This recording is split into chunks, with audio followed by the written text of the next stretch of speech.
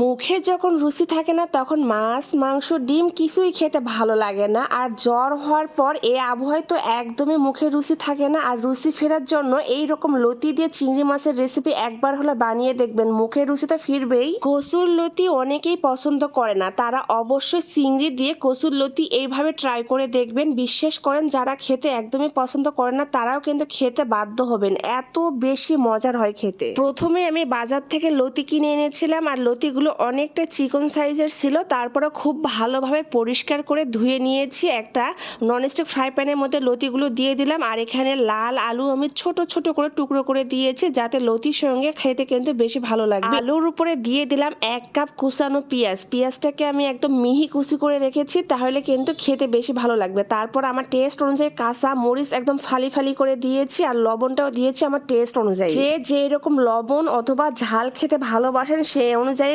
ঝাল বা লবণের পরিমাণটা বাড়িয়ে কমিয়ে দিবেন। তারপর এখানে রান্নার হলুদ দিয়ে দিলাম পরিমাণ মতো, আর যেহেতু ঝাল দিয়েছি এখানে আর কোনো প্রকার ঝাল অ্যাড করব না। তারপর দিয়ে দিলাম আদা রসুন জিরা পেস্ট পরিমাণ মতো। একদমই ঘরে থাকা কয়েকটা মশলা দিয়ে আজকে রান্নাটা করব, কিন্তু খেতে হবে একদমই অসাধারণ। এখানে দিয়ে দিলাম সর্ষের তেল পরিমাণ মতো, দেওয়ার পর হাতের সাহায্যে খুব ভালোভাবে মিক্সড করে নিব। হাতে মেখে লতির তরকারিটা অবশ্যই বাসায় এভাবে ট্রাই করে দেখবেন। যারা নতুন রাঁধুনি আছে তারাও কিন্তু প্রশংসা পেতে বাধ্য হবেন, এত বেশি মজার হয়। যে খাবে সে কিন্তু রেসিপি জানতে চাইবে কিভাবে আপনি রান্না করেছেন। সবগুলো উপকরণ খুব ভালোভাবে মিক্সড করার পর আগে থেকে বাজার থেকে এনেছিলাম চিংড়ি মাছ। চিংড়ি মাছটা ভালোভাবে পরিষ্কার করে রেখেছি, সেই চিংড়ি মাছটা দিয়ে দিলাম উপরের দিকে। দেওয়ার পর একদমই সামান্য পরিমাণে পানি দিব। পরিমাণ মতো পানি দেওয়ার পর আবারও সবগুলো উপকরণ পানির সঙ্গে মিক্সড করে ঢাকনা দিয়ে ঢেকে আমি চুলার উপরে বসে দিব। এই তো আমার কাজ শেষ। আর চুলার উপরে বসে দেওয়ার পর মাঝে মাঝে একটু ঝাঁকিয়ে দিব, যাতে উপর নিচটা খুব ভালোভাবে সেদ্ধ হয়।